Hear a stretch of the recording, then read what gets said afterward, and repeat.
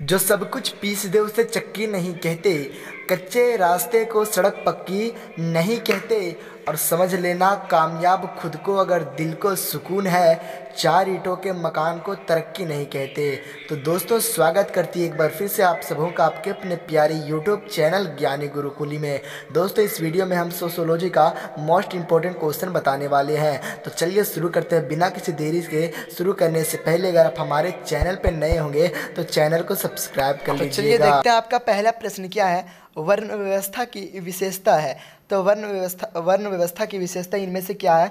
तो खुलापन जो है ना, वर्ण व्यवस्था की विशेषता है। चलिए अगला प्रश्न देखते हैं। प्रश्न संख्या 2 क्या है? चलिए अगला प्रश्न संख्या 2 क्या है? प्राथमिक समूह की सबसे बड़ी भूमिका है। तो इनमें से प्राथमिक समूह की सबसे बड़ी भूमिका क्या है? तो इसका ऑप्शन नंबर ग सही हो जाएगा, विचारों एवं व्यक्तित्व का निर्माण। चलिए अगला प्रश्न है, प्रश्न संख्या 3 है, सीमित की विशेषता है। तो सीमित की विशेषता क्या है? तो इसका ऑप्शन नंबर ग हो जाएगा, व्यक्तियों का समूह। ठीक है, जो सीमित का विशेषता है व्यक्तियों का समूह है। ठीक है, चलिए अगला प्रश्न है, प्रश्न संख्या 4 जो बहुत ही महत्वपूर्ण सवाल है, प्रजातंत्र की विशेषता है। तो इसका ऑप्शन नंबर ये पढ़िए, कानून की दृष्टि से समानता, सार्वभौमिक मताधिकार और प्रेस की स्वतंत्रता। तो ये तीनों ऑप्शन करेक्ट है। तो इसका ऑप्शन नंबर डी सही हो जाएगा इनमें से सभी। चलिए आपका अगला प्रश्न है, प्रश्न संख्या 5 है, निम्न में से कौन मंडल आयोग का अध्यक्ष है? और ये क्वेश्चन बहुत ही इंपॉर्टेंट सवाल, आप इसे करके जाइएगा। ठीक है, मंडल आयोग का अध्यक्ष कौन है?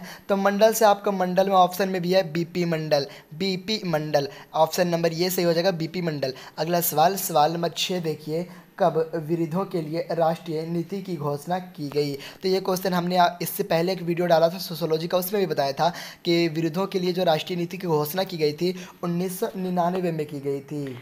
चलिए अगला प्रश्न देखते हैं। प्रश्न संख्या 7 है, निम्न में से कौन परिवार की विशेषता है? तो इनमें से जो ना कौन परिवार की विशेषता है? तो जो सार्वभौमिकता है ये भी सही है, सीमित आकार ये भी है, और भावनात्मक आधार ये भी है। तो इसका ऑप्शन नंबर घ क्या है? इनमें से सभी। तो यही सही हो जाएगा। अगला सवाल क्या है, चाचा नातेदारी के किस श्रेणी के अंतर्गत आता है? तो जो चाचा है नातादेरी के जो ना द्वितीयक श्रेणी के अंतर्गत आता है। कौन सा श्रेणी मेरे भाई? द्वितीयक श्रेणी। ठीक है, चलिए अगला प्रश्न देखते हैं। प्रश्न संख्या 9 है, सत्य शोधक समाज के संस्थापक कौन थे?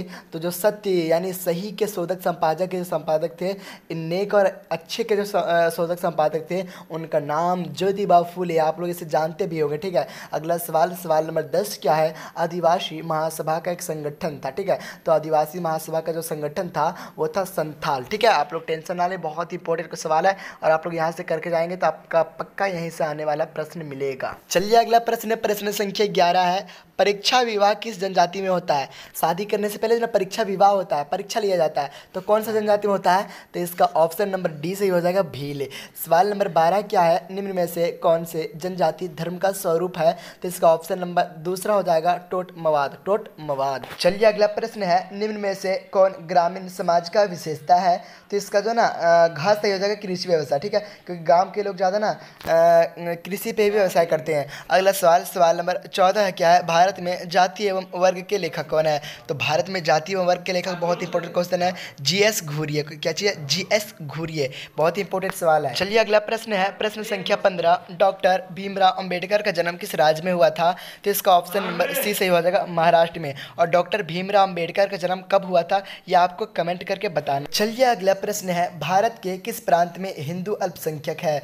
तो जम्मू कश्मीर में जो ना हिंदू अल्पसंख्यक है। सवाल नंबर 17 क्या है, निम्न में से कौन एक संस्था है? तो इसका ऑप्शन नंबर डी जो सही हो जाएगा, किसान संघ। चलिए अगला प्रश्न देखते हैं। प्रश्न संख्या 18 है, बाजार में किसी वस्तु का कीमत निर्धारण का मुख्य आधार है? तो इसका ऑप्शन नंबर बी देखिए क्या है, वस्तु की मांग एवं पूर्ति। ठीक है, तो इसका option B is correct answer. चलिए अगला प्रश्न संख्या 19 है, भारत में असमानता का आधार है? तो इसका ऑप्शन नंबर सी सही हो जाएगा, लिंग। सवाल नंबर 20 है इस वीडियो का अंतिम सवाल, क्योंकि हम इस सवाल को बहुत ही जगहों से खोजा और 20 सवाल को हमने छाटा है कि बहुत ही इंपॉर्टेंट सवाल है। आकाशवाणी का अंग्रेजी में संक्षिप्त रूप है तो ये आई आर यानी ऑप्शन नंबर ये करेक्ट आंसर। तो दोस्तों, इस वीडियो में हमने आपको 20 MCQ यानी वायरल MCQ को बताया, और अगर आपका रिस्पॉन्स अच्छा रहा, अगर आप हमें सपोर्ट करें, हमारे चैनल को सब्सक्राइब करें, हमें मोटिवेट अगर मैं हो जाऊँ आप लोगों से, तो मैं सब्जेक्टिव का बहुत ही जल्द वीडियो ला लूँगा, और उसके बाद बाद आपका जियोग्राफी है, पॉलिटिकल साइंस है, तमाम का वीडियो मैं लाने का कोशिश करता रहूँगा और जितना हमसे हो सकेगा आप लोगों के लिए अच्छे से अच्छे वीडियो लाऊंगा। तो मिलते हैं अगले वीडियो में कुछ खास चीज़ों के साथ। वंदे मातरम।